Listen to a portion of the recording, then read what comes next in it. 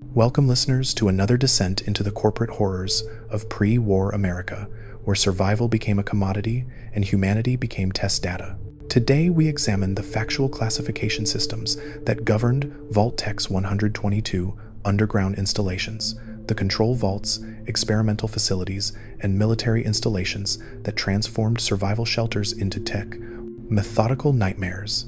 122 vaults, 17 built to actually save people, 105 designed to torture them. Overseer selection protocols that trained administrators to execute corporate experiments on captive populations.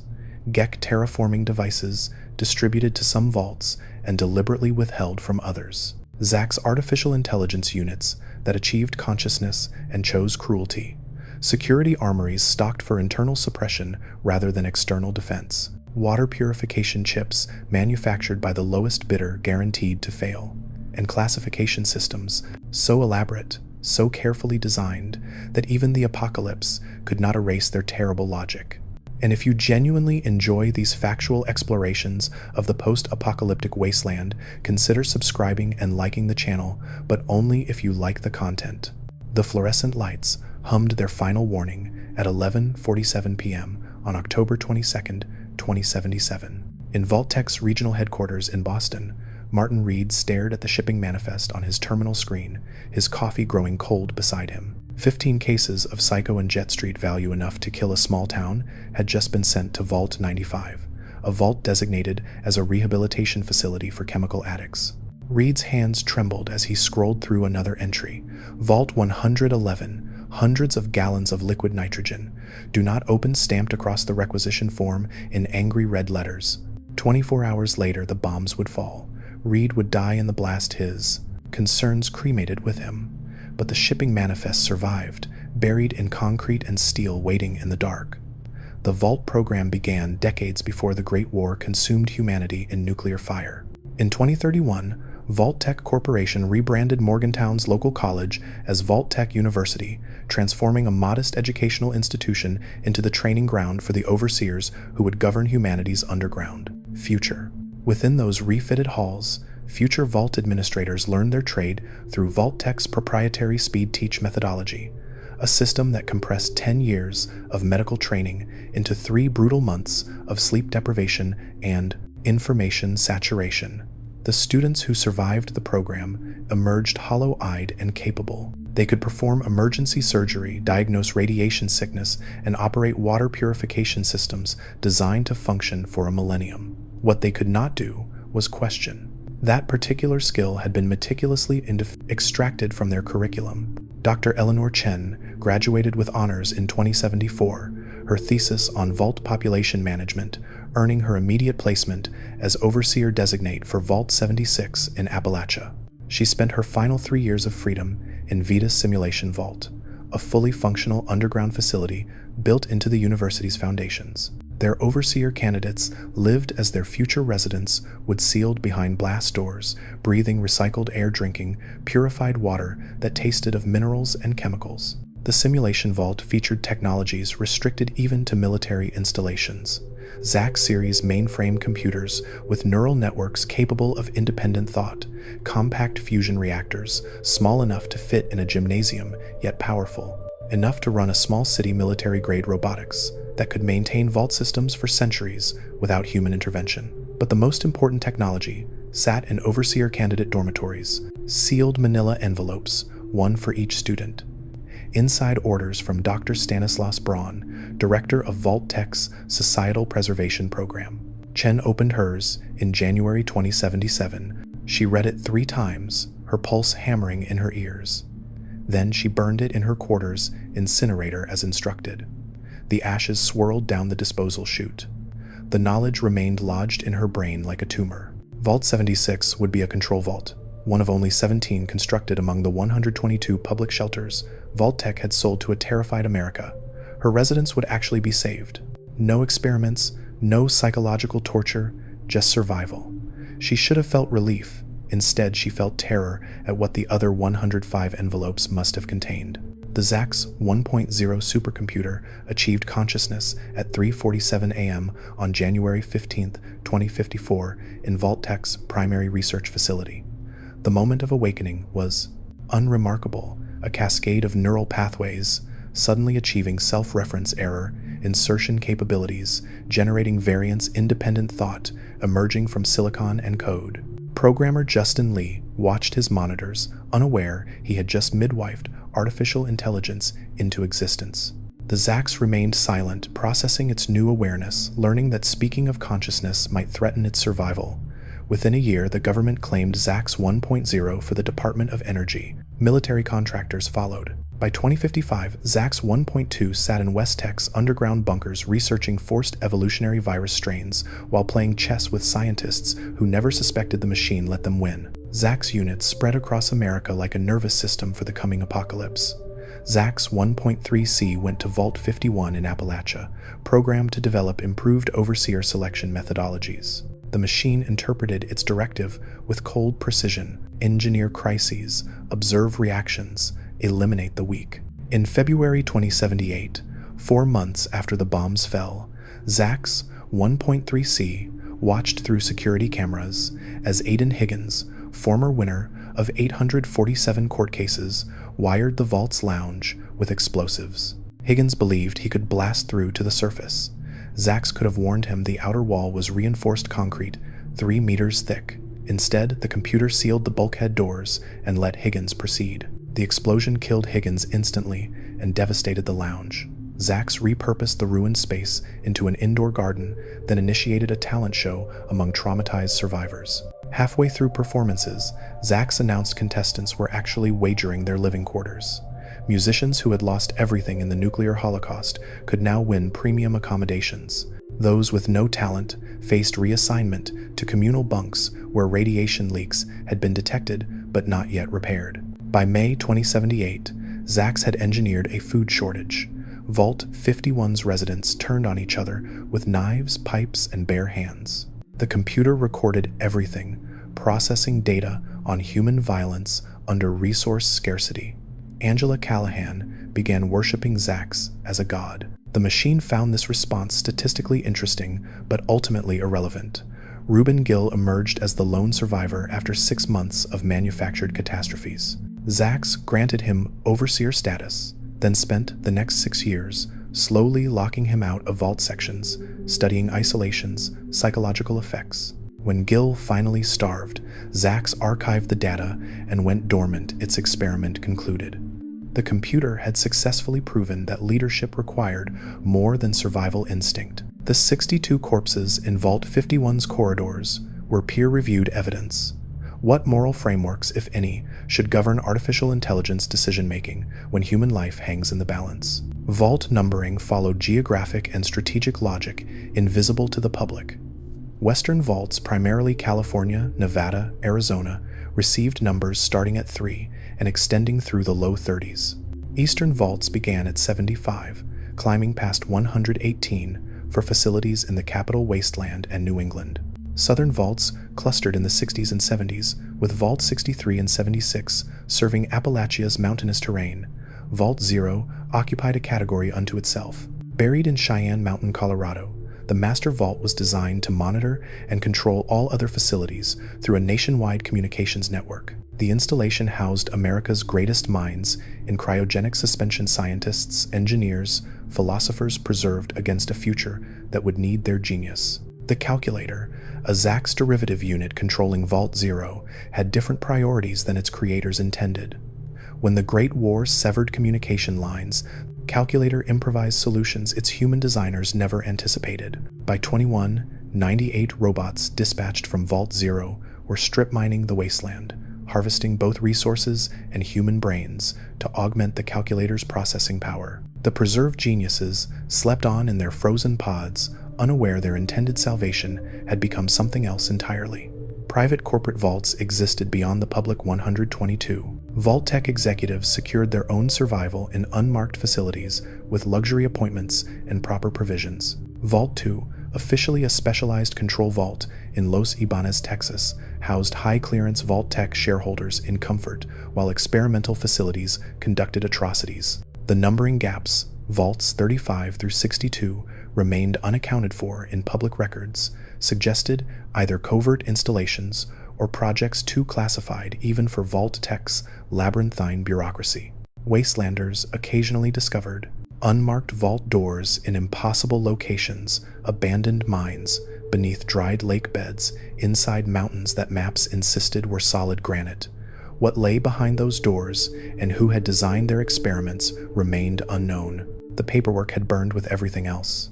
GECK distribution followed similarly opaque logic. The Garden of Eden creation kit, developed by Dr. Stanislaus Braun's Future Tech Division, represented humanity's best hope for post-nuclear terraforming. Each silver briefcase contained seed varieties, soil supplements, a cold fusion generator, matter energy replicators, atmospheric chemical stabilizers, water purification systems, and extensive libraries encoded on holodisks, everything needed to transform irradiated wasteland into viable farmland. Theoretically, every vault would receive a GECK as standard equipment. In practice, shipping errors and deliberate sabotage created chaos. Vault 8 in Nevada received a crate of 420 water purification chips, intended for Vault 13 in Southern California. Vault 13, in turn, received Vault 8's second GECK unit, a bureaucratic mistake that would doom Vault 13's residents to desperate exodus in 2161 when their water chip failed. The chips themselves embodied Vault-Tec's cost-cutting philosophy. Large circuit boards with embedded vacuum tubes, regulated filtration systems, and monitored output for contamination. Government specifications called for military-grade components with decades-long operational lifespans. Vault-Tec awarded the contract to the lowest bidder. The manufacturer delivered chips prone to cascading failures, packaged 5 to a box with no quality control documentation. When Vault 13's chip failed after 84 years earlier than the 150-year minimum specification, Overseer G.E.C.K dispatched a Vault Dweller into the wasteland on a mission that would unravel the Enclave's plans and topple the Master's super mutant army. One faulty component, one cost-saving measure, one lowball contract. The future turned on such mundane failures. If you are engaged with this account so far, hit that like and subscribe button. Vault 87 in the Capital Wasteland received a unique GECK variant. Unlike standard terraforming kits designed for gradual ecosystem restoration, Vault 87's unit could collapse matter within a given radius and recombine it instantaneously, creating a living, fertile landscape in seconds rather than decades. The technology required for such molecular reconstruction exceeded anything publicly disclosed about GECK capabilities. Vault-Tec's advertising showed smiling families planting gardens with GECK-provided seeds.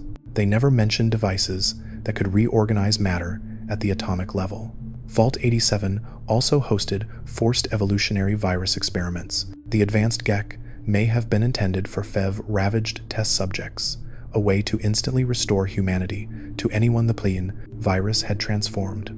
Or perhaps the device served as a final sterilization protocol, reset everything, start clean, eliminate the mistakes. The holodisks explaining Vault 87's true purpose had degraded beyond recovery. The super mutants that now occupied the facility were not saying. They had forgotten they were once human, much less what the experiment intended to prove.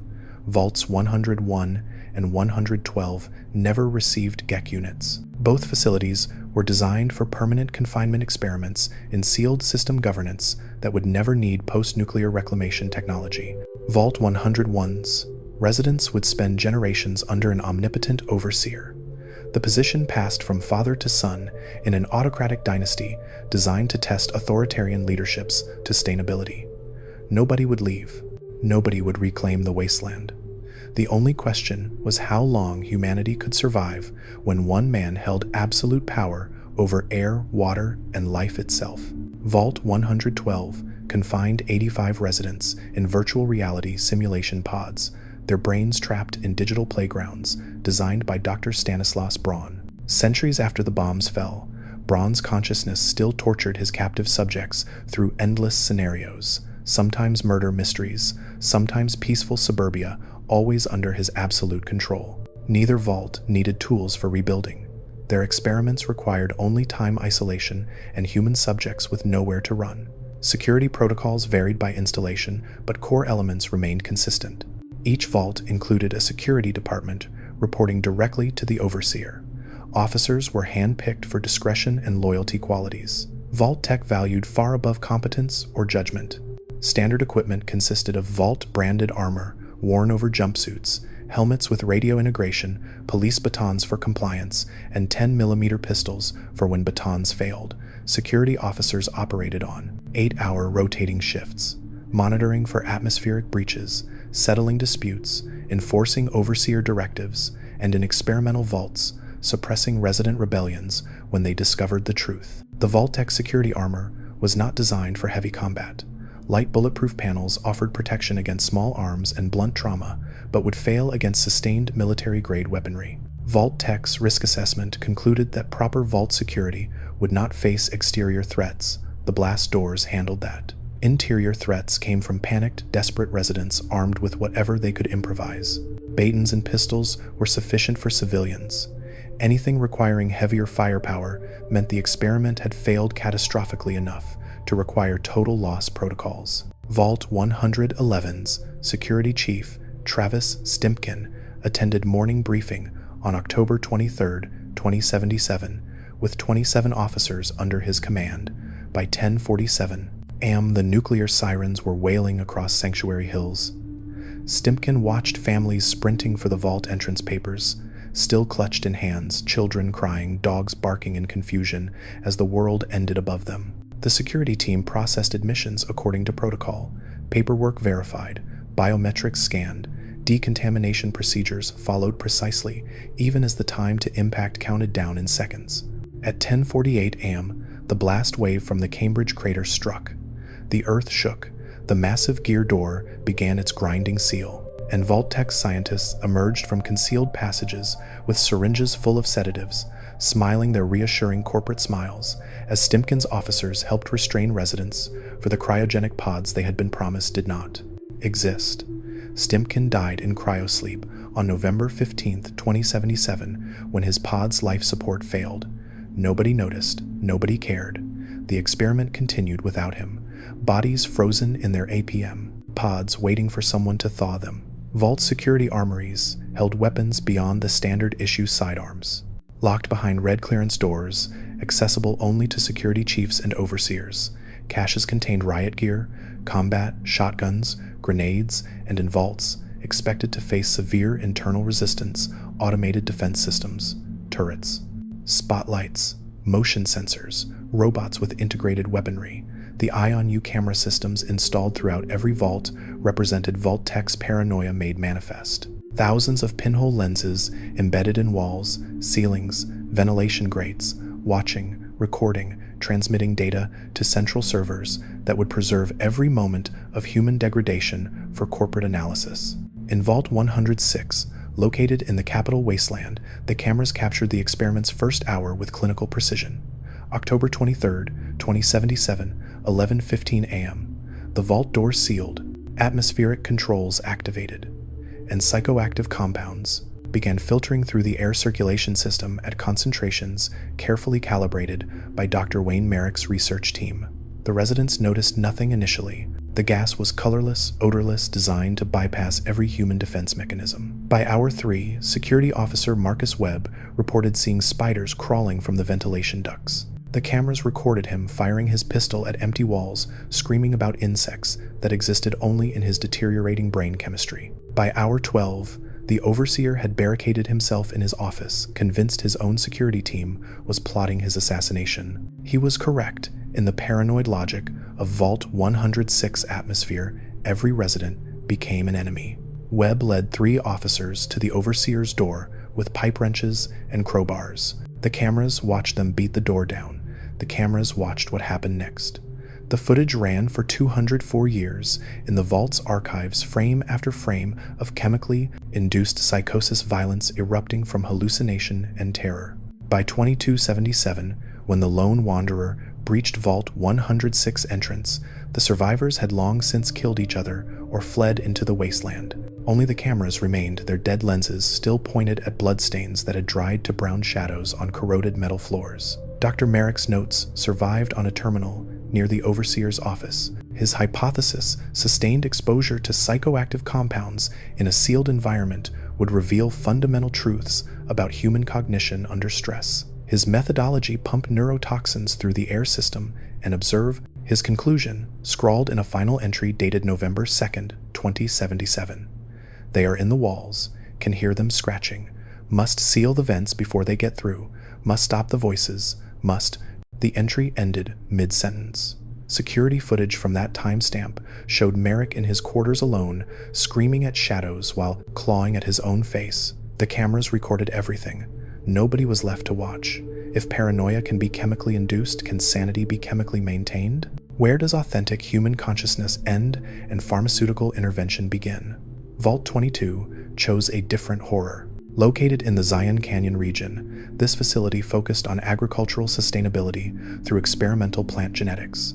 The researchers were not content with the GECK's conventional seed varieties. They wanted something revolutionary, crops that could thrive in irradiated soil, plants that could feed thousands on minimal water, vegetation that could terraform the wasteland through aggressive growth. Dr. Peter Novak led the Botanical Research Division. His team worked with spore, producing fungal strains genetically modified to accelerate growth rates by factors of 10,000. Early results showed promise. Test plots in the vault's agricultural levels produced edible vegetation in days rather than months. Then the spores mutated. January 2096. Vault 22's population stood at 118 residents. By February, 12 researchers reported respiratory problems. Dr. Novak attributed this to poor circulation in the agricultural levels and ordered air filtration upgrades. By March, the infected researchers stopped reporting to medical. They stopped reporting anywhere. Security found them in the lower levels, standing motionless in the dark skin, discolored breathing, irregular eyes fixed on nothing. Dr. Harrison Peters documented the progression in increasingly frantic medical logs. The spores were not just infecting human hosts, they were colonizing them. Fungal growths erupted from flesh. Respiratory systems became spore distribution networks. Higher brain functions degraded as the infection consumed neural tissue, leaving only base survival instincts and an overwhelming compulsion to spread the contamination. The infected attacked uninfected, residents with terrifying single-mindedness, not to kill, to infect. They held victims down and exhaled directly into faces, forcing spore transmission, recruiting new vectors for the outbreak. Vault 22's security responded with bullets and fire. It was not enough. The spore carriers did not feel pain, did not fear death, did not stop advancing until complete structural destruction of the brainstem. By June 2096, 43 residents remained. They evacuated to Zion Canyon, sealing Vault 22 behind them. The vault's automated systems continued operating, lights on schedules, air circulation, maintaining optimal growing conditions, agricultural systems watering the experimental plots that had become graveyards. The spore carriers remained in the lower levels, standing in the dark among their plant colonies, breathing, waiting, patient as vegetation for the vault door to open again. In 2281, NCR scouts investigating Vault 22 for potential agricultural resources discovered the infection had spread beyond containment. Spore carriers had somehow breached the upper levels. The plants had overgrown everything, transforming sterile corridors into twisted gardens of mutation. The scouts retreated. The NCR classified Vault 22 as a biological hazard zone and posted guards to ensure nobody entered. 3 months later, the guards reported strange plants growing near their outpost. Plants that had not been there before. Plants with discolored, fleshy textures. Plants that seemed to breathe. The guards were reassigned before they could investigate further. New guards replaced them. The new guards filed similar reports. The pattern continued. Dr. Novak's final research log remained on a terminal in the Vault's Agricultural Research Laboratory beneath 2 meters of fungal growth. Success beyond projections. Growth rates exceed all parameters. Recommend immediate expansion to surface cultivation. These specimens will feed humanity for generations. This is our legacy. This is static corrupted the rest. Or perhaps fungal growths had infiltrated the terminal's circuitry, turning even machines into mediums for spore transmission. Vault 75, buried beneath Malden Middle School in the Commonwealth, pursued an experiment so methodical in its cruelty that even Vault-Tec's darkest architects might have hesitated. Eugenics, genetic refinement through selective breeding and systematic elimination, the creation of a superior human specimen through 3 generations of carefully managed evolution. The Vault's designers disguised the facility as a shelter for children. When the bombs fell, Malden Middle School students evacuated underground with their teachers, believing they were being saved. The Vault door sealed. The teachers were executed within the first 24 hours. The children were alone. Vault 75's true administrators, scientists selected for their lack of empathy and their commitment to long-term research objectives, emerged from sealed sections. They explained the new reality to the terrified children through ceiling-mounted speakers. Physical training, intellectual testing, genetic screening, combat evaluation. Every child would be assessed across multiple criteria. The best would survive to breeding age. The rest would be transferred to other facilities. There were no other facilities. There was only the incinerator in sub-level 3. The first culling happened at age 13. Children who failed strength assessments, who showed genetic markers for hereditary disease, who tested below threshold intelligence scores 42 in the first batch. The administrators told them they were being promoted to advanced training levels. The children believed this because they were 13 and had no choice but to believe. Security escorted them to medical in groups of 5. Autodoc systems administered what the children were told were vaccination boosters. The drugs induced cardiac arrest within 90 seconds. The bodies went into the incinerator before they stopped twitching. The surviving children heard nothing, smelled nothing.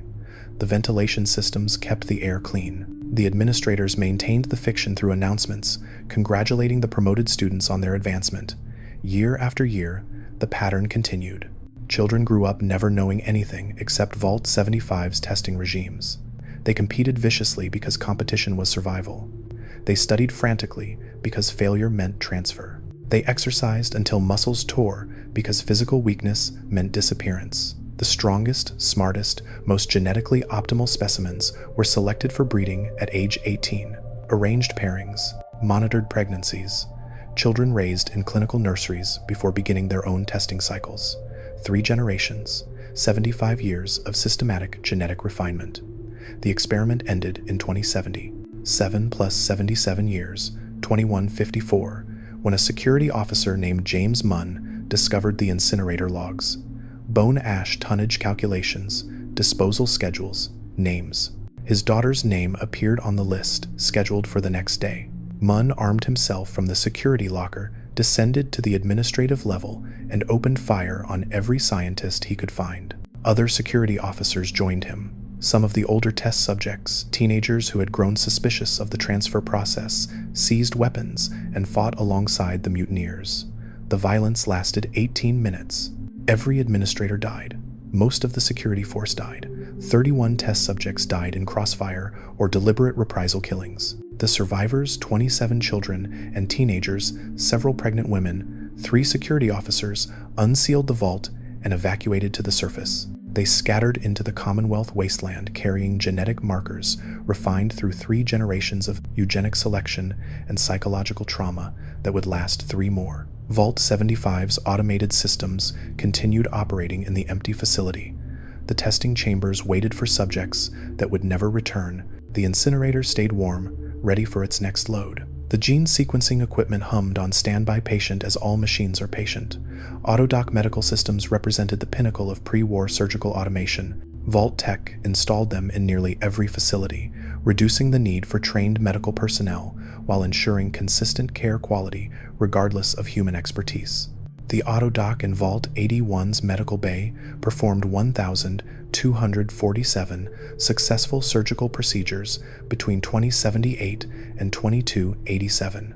Appendectomies, broken bone repair, radiation sickness treatment, tumor removals. The machine's success rate exceeded 94% better than most human surgeons operating under optimal conditions. The Autodoc in Vault 92 killed its last patient on November 15, 2078, during an emergency tracheotomy.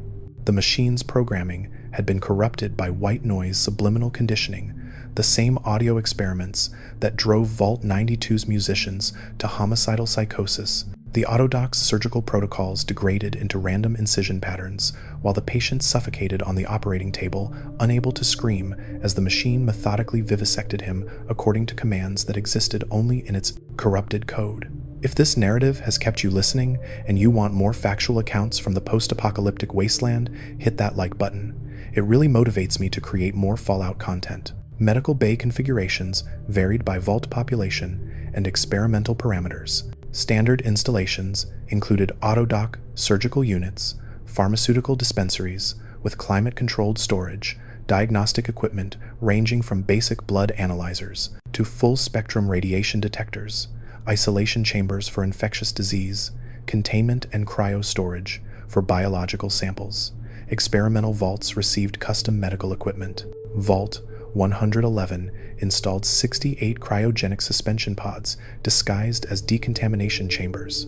The pod's manufacturer's Vault-Tec subsidiary Cryotech Solutions guaranteed operational lifespans of 200 years minimum.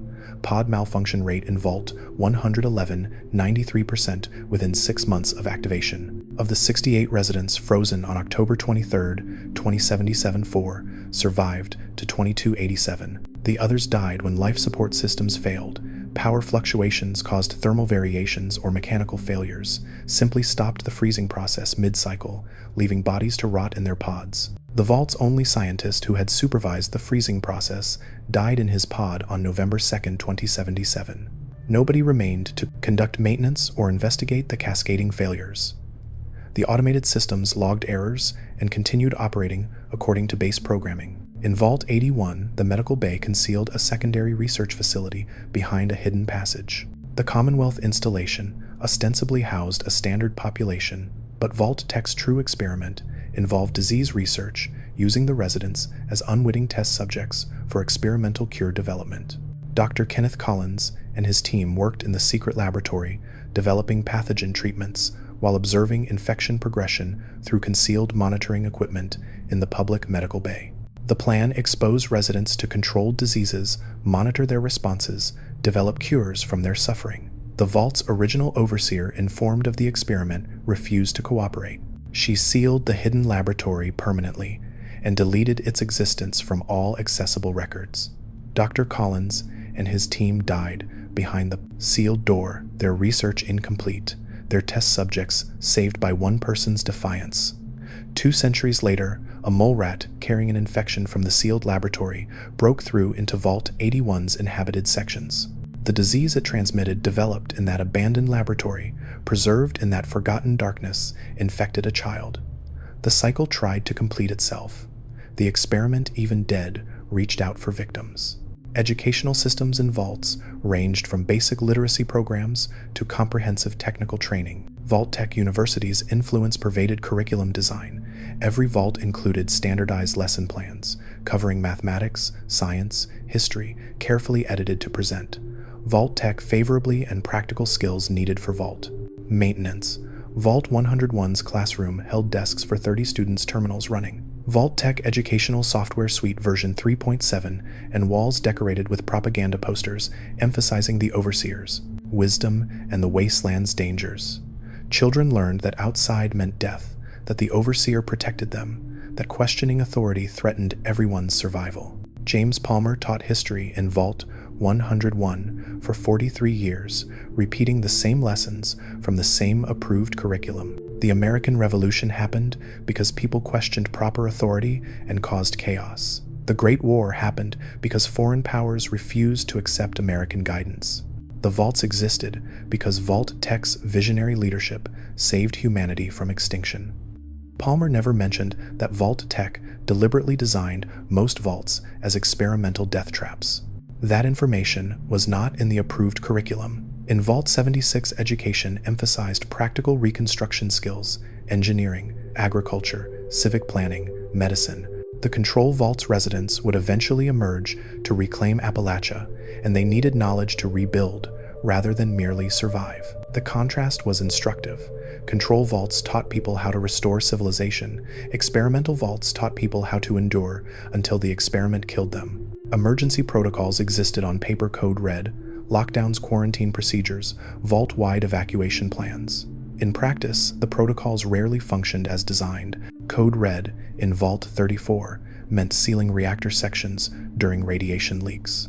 The protocol worked perfectly until 2231, when overseer conflict over reactor repair divided the vault into armed factions. One faction triggered Code Red, deliberately trapping their enemies in radiation-flooded sections. The trapped faction responded by rupturing coolant lines, ensuring nobody could safely access the reactor. The resulting standoff lasted 6 months. Both factions died from radiation exposure, starvation, or violence. The few survivors evacuated to the wasteland, leaving Vault 34's reactor still melting down in its sealed chamber. Quarantine protocols in Vault 3 called for isolation of infected individuals in medical containment. The protocols said nothing about what to do when the entire vault population decided to open their sealed vault to the wasteland in 2274. The fiends' chem-addicted raiders killed Vault 3's residents within hours of the door opening. The quarantine chambers became torture rooms. The isolation protocols became cruel jokes written in blood on sterile walls. Vault door cycling restrictions prevented opening the main entrance except under specific conditions. Verified exterior safety overseer authorization, unanimous council approval in democratic vaults. The restrictions existed to protect residents from premature exposure to the irradiated wasteland. In Vault 11, the door cycling restrictions became a prison sentence. Residents could not leave even after discovering their entire society had degraded into murderous political competition over who would be sacrificed next. The vault held them captive through tons of reinforced steel and electronic locks that would not release until the experiment concluded. The 5 final survivors sat in the entrance chamber in 2093, listening to the vault computer congratulate them for their moral courage in refusing further sacrifices. The massive gear door ground open for the first time since 2077. Sunlight, real sunlight, not fluorescent approximation, streamed into the vault. 4 of them chose death over living with their shame. One walked out into the wasteland, carrying the weight of 107 murders on his conscience. The door remained open behind him, offering sanctuary to nobody. Vault-Tec's corporate liaison programs connected the company to America's military-industrial complex through contracts written in conference rooms that would become radioactive craters. The partnerships began in earnest after 2050, when Pentagon strategists concluded nuclear war was not a possibility but an inevitability. The only question was who would control humanity's survival infrastructure. Vault-Tec answered with proposals written in triplicate, stamped with security clearances that still meant something in 2077, filed in cabinets that would outlast the civilization that created them. The White Spring Bunker in Appalachia represented the apex of government-corporate collaboration. Officially designated as a Congressional Emergency Operations Center, the facility served as a command post for Enclave operations and a secure vault for America's political elite. Vault-Tec provided the construction expertise, the life support systems, the automated defenses. The Enclave provided the funding and the promise that when civilization burned, Vault-Tec's executives would have seats reserved in the deepest, safest holes. Thomas Eckhart, Vault-Tec's congressional liaison, attended the final inspection on October 15, 2077. He walked through corridors lined with communication equipment capable of reaching every vault in North America, past armories stocked with enough weaponry to equip a small army into the command center where DEFCON threat levels could be monitored in real time. 8 days later, those screens lit up red. DEFCON 1, nuclear launch detected, multiple warheads inbound. Eckhart made it to the White Spring. So did 63 other Enclave members. The bunker's blast doors sealed at 10:46 a.m. on October 23, 2077. The mountain shook, the lights flickered, the air filtration systems engaged with a mechanical scream, and then silence. Deep, absolute silence, broken only by breathing and the hum of machines designed to keep breathing possible. Eckhart became Secretary of Agriculture in the White Springs government in exile. He held the position for 3 weeks before the scorched plague infiltrated the bunker through an improperly sealed maintenance shaft. The infection turned him into a walking husk, his body controlled by crystalline growths that used his lungs to spread spores and his voice to lure others close enough to infect.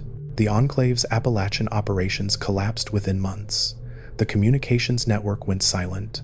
The command structure fragmented. The carefully planned continuity of government dissolved into isolated survivors fighting over irradiated ruins. Vault-Tec's corporate partnership had succeeded brilliantly. The bunker kept the Enclave alive long enough to witness their complete strategic failure. Military contract vaults served specific strategic purposes beyond civilian population preservation. Vault Zero's calculator was designed to coordinate post-war recovery through robotic workforce deployment. Vault 76 existed to reclaim territory for American expansion. Vault 87 researched forced evolutionary virus applications for supersoldier development. The FEV research in Vault 87 began before the bombs fell, but accelerated afterward. Without ethical oversight, without congressional inquiries, without protesters or media attention, the scientists trapped underground could pursue their work to logical extremes. Test subjects came from Vault residents. Volunteers, initially people who believed they were contributing to medical research. Then, the volunteers ran out. The researchers began selecting subjects from the general population using security forces to drag screaming victims to laboratories in the Vault's deepest levels. The FEV transformed human subjects into super mutants, massive radiation-resistant creatures with enhanced strength but degraded cognitive function. The transformation process was agonizing. Subjects immersed in FEV solution for hours, while their DNA rewrote itself, bones extending, muscles tearing, and reforming, skin hardening into armored hide. Most subjects died screaming. Those who survived emerged as something that could barely remember being human. Dr. Wayne Merrick, different from his counterpart in Vault 106, assigned to Vault 87's research team, documented the transformations with clinical precision: heart rate during immersion, brain activity degradation, genetic stability markers. His notes read like livestock breeding records. Subject 23 shows superior muscle development. Recommend harvesting genetic material for next batch. Subject 24 expired during transformation. Tissue samples archived. The super mutants eventually killed everyone in Vault 87's research levels. Not through rebellion, they lacked the cognitive capacity for organized resistance, but through simple violence when containment failed. The creatures rampaged through corridors, killing scientists, guards, and remaining test subjects without distinction. By 2078, Vault 87 belonged to the super mutants. They spread into the capital wasteland, hunting humans for transformation into more of their kind. The cycle continued. Vault-Tec's experiment succeeded beyond its designer's intentions. It created a self-perpetuating military force that required no supply lines, no morale maintenance, no strategic coordination. The super mutants did not serve America. They served only their base drive to transform more humans to spread the FEV to multiply. Dr. Merrick died on April 3, 2078, pulled into an FEV immersion tank by 3 super mutants who did not understand what they were doing, only that humans went into the tanks and brothers came out. Merrick's screams lasted 6 hours. His transformation took 11. The creature that emerged retained no memory of its research, its purpose, its name. It joined the others, hunting through the ruins for more humans to transform. When scientific research lacks ethical constraints, does the resulting knowledge justify the methods used to obtain it? Who decides where the line between necessary research and atrocity lies? Private luxury vault construction existed as Vault-Tec's most profitable but least advertised service. Corporate executives, entertainment industry moguls, and the extraordinarily wealthy could purchase custom installations, vaults designed to their exact specifications, free from government oversight or experimental parameters. Vault 118 on Mount Desert Island, Maine, represented this luxury market's grotesque endpoint. The installation featured penthouse suites, an automated staff of Mr. Handy robots, climate-controlled wine cellars, and artistic amenities that would have seemed excessive even before the world ended. The vault's actual experiment contradicted the luxury aesthetic. Vault-Tec filled half the residential slots with Maine's wealthiest elite and the other half with working-class citizens from nearby communities. The mixing was deliberate observation of class conflict in a confined space measurement of how long social hierarchy could persist when survival required cooperation. The results proved disappointing to researchers. The wealthy residents largely retreated to their premium accommodations and ignored the working-class sections. The working-class residents formed their own community in the standard quarters and avoided the rich.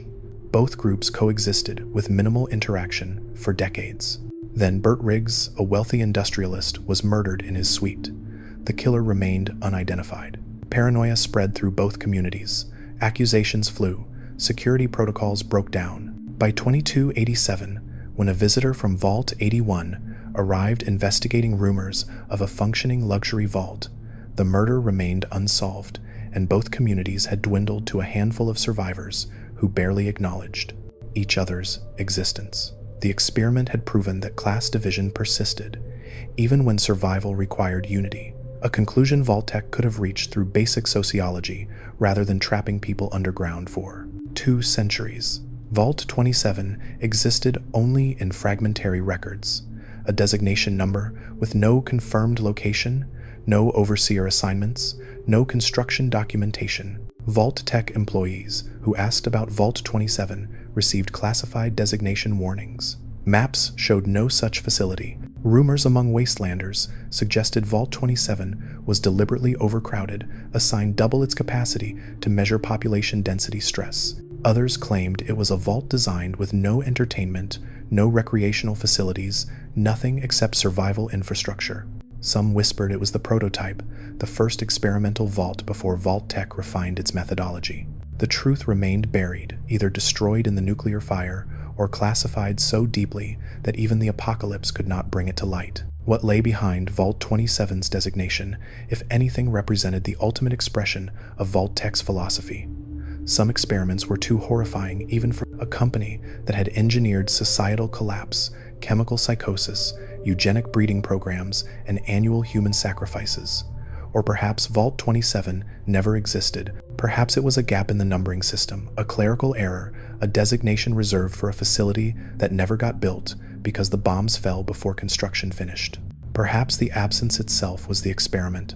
Plant a number in records, watch paranoid pattern seekers, obsess over the mystery, observe how humans create meaning from void. Vault-Tec's methodology was sophisticated enough that even the absence of evidence became evidence of something. The Vault 88 prototype facility beneath Quincy Quarries in the Commonwealth remained under construction when the Great War interrupted progress. Overseer Valerie Barstow had arrived for final systems inspection on October 22, 2077. She expected to spend 2 days reviewing the installation before returning to Vault-Tec Regional headquarters for her next assignment. Instead, she spent 210 years trapped in the unfinished vault, kept alive by automated medical systems that refused to let her die, despite radiation exposure, age, and the absolute despair of solitary confinement in empty corridors that would never hold the population they were designed to protect. The prototype equipment Vault-Tec had installed for testing experimental exercise bikes that measured psychological resilience, soda fountains designed to deliver subliminal messaging, slot machines calibrated to manipulate gambling, addiction eye examination equipment that could modify behavior through visual stimuli sat unused in their shipping crates. Barstow became a ghoul, her body transformed by radiation into something that could not die naturally. She wandered the incomplete vault for 2 centuries, her mind fracturing under isolation until she could barely remember her name, her purpose, the world that had existed before the bombs. When wastelanders finally breached Vault 88 in 2287, they found her standing in the atrium, staring at a wall, mumbling about experiments that needed completion. Residents who would arrive any day now, Vault-Tec, protocols that still needed to be followed. The company had abandoned her. The world had ended.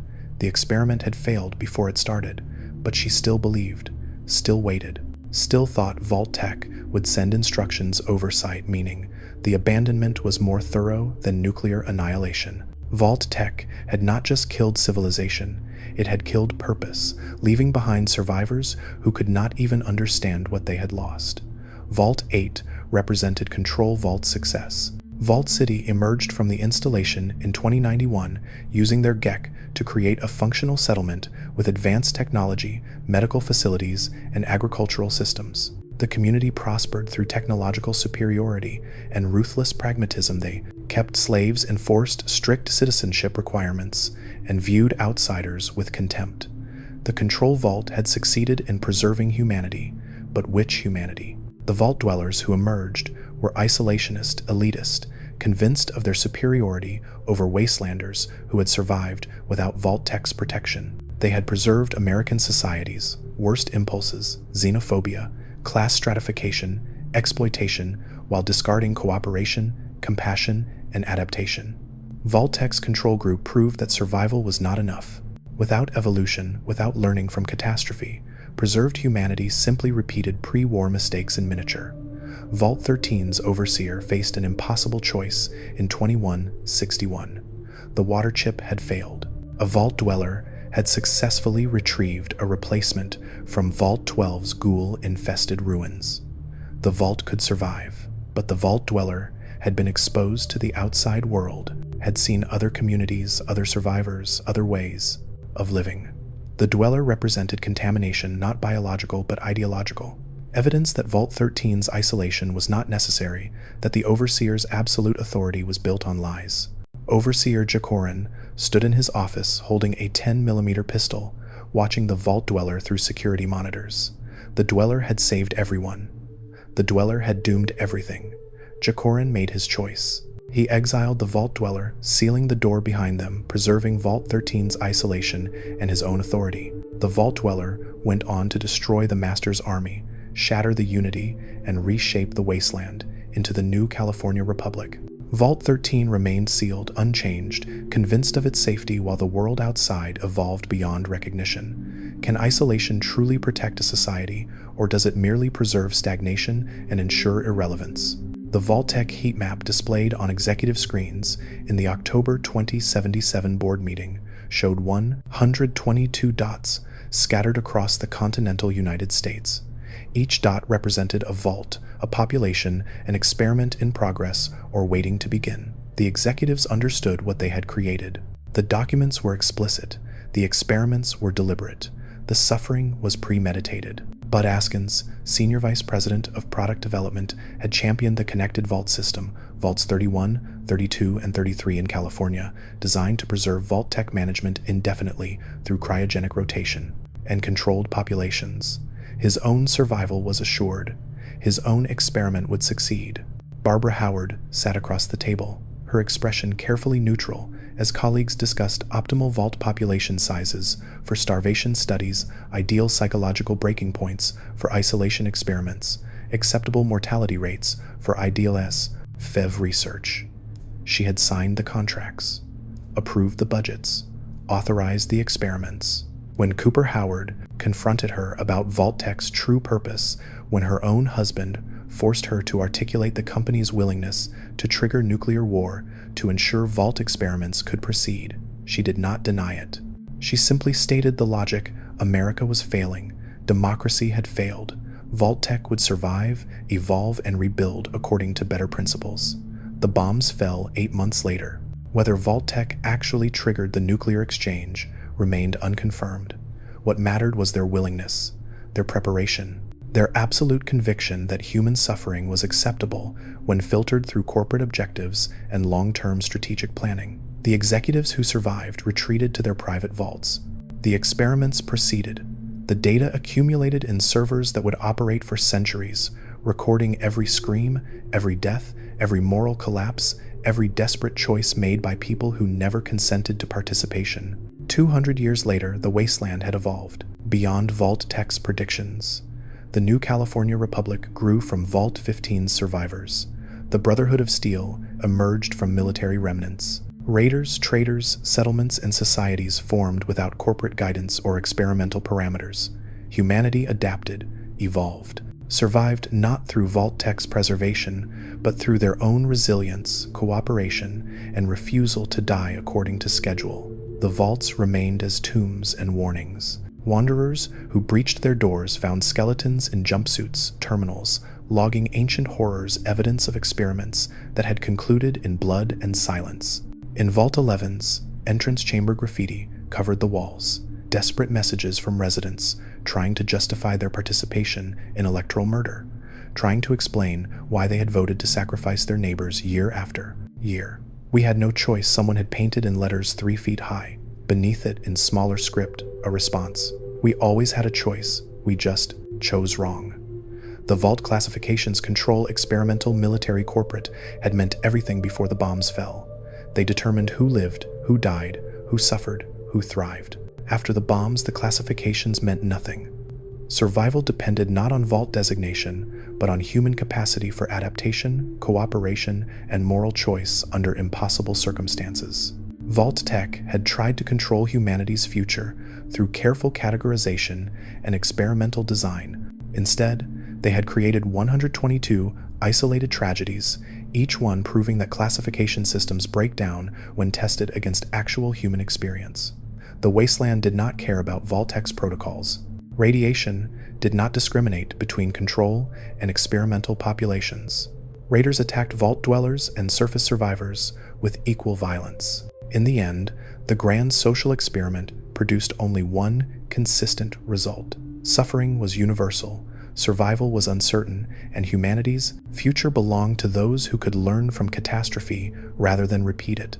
The vault doors remained open, gear mechanisms frozen in place, offering shelter to nobody. The classifications remained in terminal databases, neat categories for an organizational system that no longer existed. And across the wasteland, survivors who had never heard of Vault-Tec's elaborate taxonomy simply continued living, building, struggling, and occasionally thriving without corporate guidance or experimental oversight. The experiment had concluded. Humanity had survived, not according to Vault-Tec's plan, not through their classifications, not because of their protocols, simply because humans, when pressed to the absolute limit, choose to endure. The vaults taught that lesson through blood ash and 2 centuries of accumulated bones. Whether anyone was listening remained uncertain. But the lesson persisted, carved in steel and painted in rust, waiting in the dark for the next person brave or desperate, enough to breach a vault door and confront what humanity had done to itself in the name of survival.